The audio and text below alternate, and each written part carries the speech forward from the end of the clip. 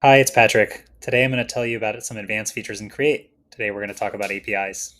Okay, we're going to build a cartoon animal image generator to show off the capabilities of APIs in Create. When you're done, if you follow along, you'll have a public API where anyone, anywhere on the internet, can send the name of an animal to your webpage and get the image of an animal back. And here's a quick front end that we built in Create. So first, briefly, what is an API? An API stands for Application Programming Interface. It's a way for two or more computer programs to talk to each other and to send data back and forth. So most of the websites or applications or user interfaces that you use are going to get data from another computer or server or process via an API call. Or there's many ways for this to happen. API is just one of the very common ways. So let's take a look at TikTok and I can show you what that looks like. So here we're on TikTok. If I scroll, I'll get new videos. Now, I want to see how this data is coming in. So on a Mac, I'm going to do Command-Shift-I to bring up the Chrome developer tools. You can also right-click and click Inspect. And I'll see the source code and the DOM. And if I come over here to Network, now I can see the requests that are going out over the network. And if I scroll, you can see new requests are coming in. I can click on some of these requests. I can see the headers that are getting sent. I can see the payload and the response. And all of this is getting sent over the network to be able to deliver the experience that we're seeing here on TikTok. So we're going to do something much simpler.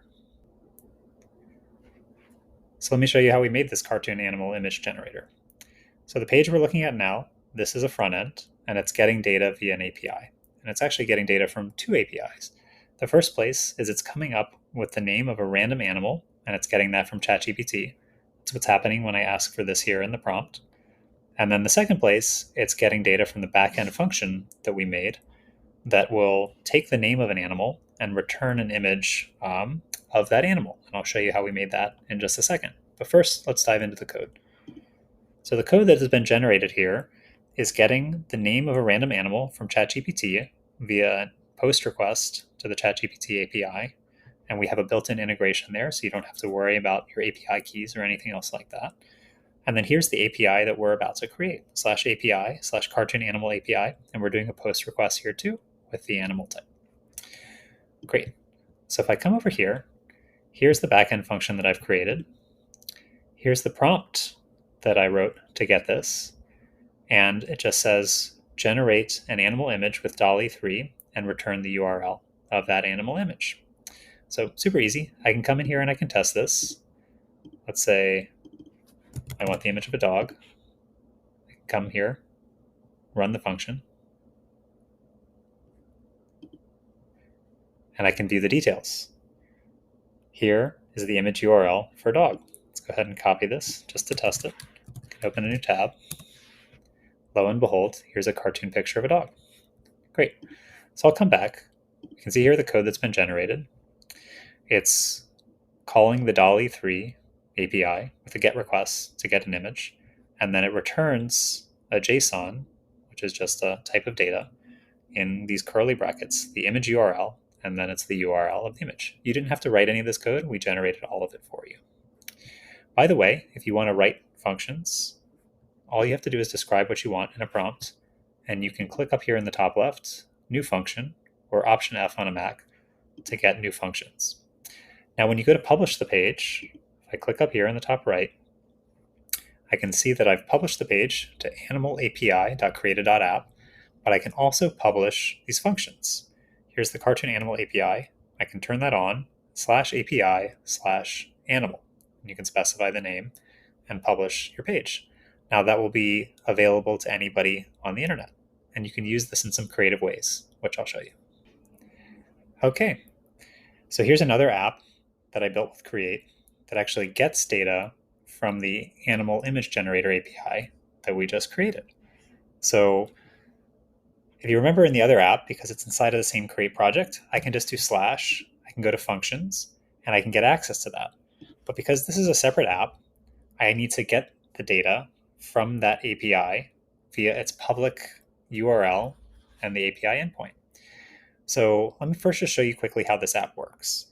So it's using ChatGPT here to generate some story content for kids, and then it takes the animal from that page of the story, and it goes and it gets the data from the animal api.creator.app/api/animal endpoint, and it sends the data in this format. So it knows it'll get the data back correctly. So pretty easy. Now if I page through, we can see Max the turtle, Benny the bunny, and Sammy the squirrel. So it's really cool to be able to take something, publish it to the internet, and now you can access it anywhere, whether it's a Create app or somewhere else. And just to lift up the hood and show you how that's working, here we're generating the story via post request to the ChatGPT API. And then here we're getting the images for the animals via the API that we created. Okay, so the last thing I'll show you is how to test your API with Postman. This is a great service for testing APIs anywhere.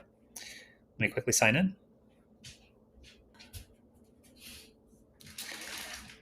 Now that I'm in the app, I can see that I've already set it up.